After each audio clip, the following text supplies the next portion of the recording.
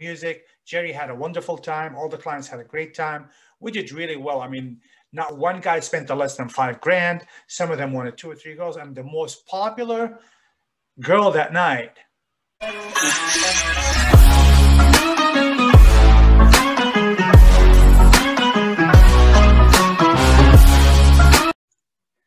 Hello and welcome to another episode of Story Time. I'm your host, Freddie Shaven. Today I got a great story for you. So the year was 1999. I was in between homes and I asked a friend of mine to let me know if I could go somewhere and stay there for about a month temporarily until my new homes, all the papers go through in the escrow and all that.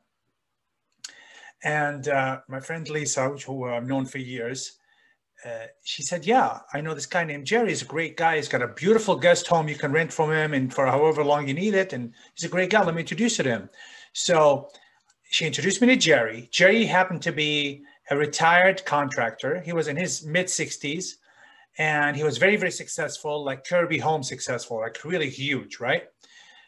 Multi-millionaire set. He lived in a beautiful mansion. It was 22,000 square feet plus. And like I said, the backyard was palatial. It was just amazing.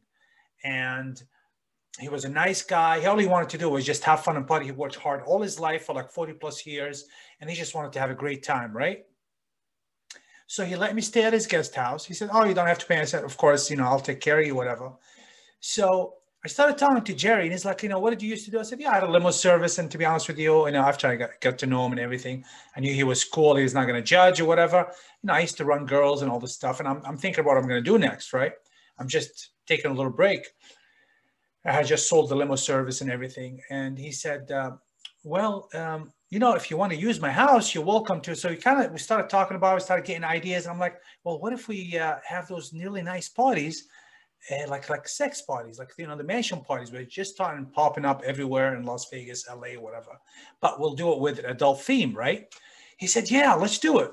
So I contacted some of the girls that I was working with in the limo service, some of the escorts. And I put ads out there, online.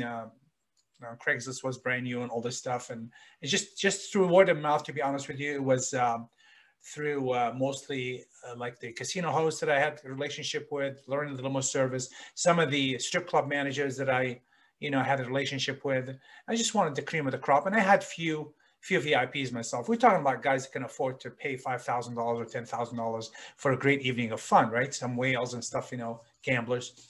So I got the list together. They said, oh, that sounds good. Let's do it.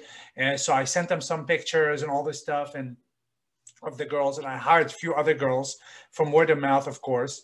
And this is before I had before I met Lisa Storm, before I had the escort service and the agency and all that. And I put it all together. I made it all upscale, of course. It was an upscale place. It was very private. I told the gentleman their biggest concern is who else is going to be there. I said, look, if you're not comfortable, we'll put you in a separate room. There's like 10 or 12 bedrooms in the place. There's also a guest house, which we made it like the kind of like the adult theme central, where if people wanted to do an orgy or that some type of thing or a gangbang, they could do that. But that didn't happen. And I didn't do any type of shows, whatever, like my if you heard about my yummy parties in Orange County years later in 2012, that was completely different. But it was kind of similar.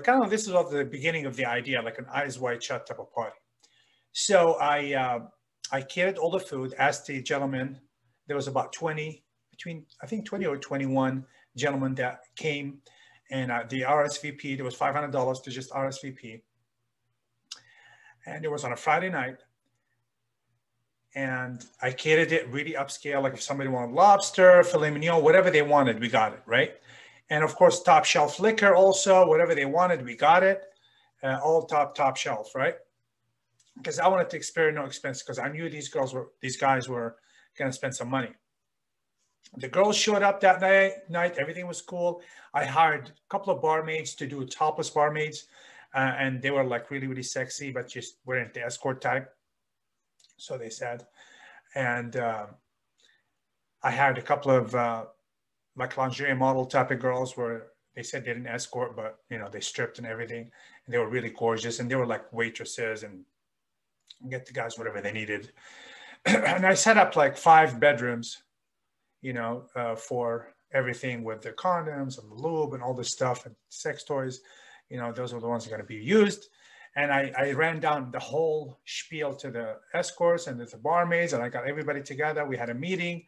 Everything was set. The guys started showing up at 8 o'clock at night. And then by 10 o'clock, they were all there. They were businessmen. So a lot of them were married or were in relationships. They wanted to get in, get their stuff done and go. Everyone was having a great time. Everything went flawless. Really, really great time. We had good music. Somebody was kind of like DJing on the music. Jerry had a wonderful time. All the clients had a great time. We did really well. I mean, not one guy spent less than $5,000. Some of them wanted 2 or 3 girls. And the most popular girl that night was, of course, everybody was over 21. I always have a bad habit of saying girl, but they're all women, of course, over 21. The woman that was one of the barmaids that was topless, gorgeous. She was in her, early 30s. Everybody wanted to be with her. And you know what? She did it. Remember when I told you in a video, one of the videos in the past, that everybody has a price, and I put that in my book? Well, you know what? It's true.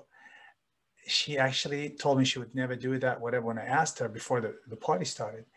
And wouldn't you know, like there was like flies, hanging out on the bar. All these guys, like, 5, 6 guys just trying to get her because they knew. And they asked me, and I told them, no, she doesn't do it. And that made people want what they can't have. And you know what? She walked out with like $3,000 that night. She went with 2 guys. And that's the same woman that told me, oh, I'd never do that. There's no way I have a line. So I guess $3,000 was her price. But anyways, so it was a great time. The clients loved it. The escorts loved it. They made good money. Like I said, not one client spent less than $5,000. So everybody walked away happy. I ended up doing this a second time about a month later. And unfortunately, what happened was all the escorts that came that first time, they started bringing other escorts with them. And they had the same VIP clients. I think I had like 5 or 6. I didn't want too many. Just because of discretion. A lot of these guys don't want to be seen. They don't want even people to know what they're doing. Long story short, the second time I did this, a lot of the escorts were bringing a lot of other escorts with them that weren't invited. And I kind of started feeling nervous after the second one. So I just shut it all down. I told Jerry, this is not worth it because it's your home. I don't want anything bad to happen because, it was in a gray area. It was illegal to have sex for money. And I didn't want any of these escorts to get mad and go tell or whatever. And I valued Jerry. I valued the other escorts. And I valued, of course, the VIP clients. I didn't want anybody to get in trouble. And the same reason why I took the deal in 2017.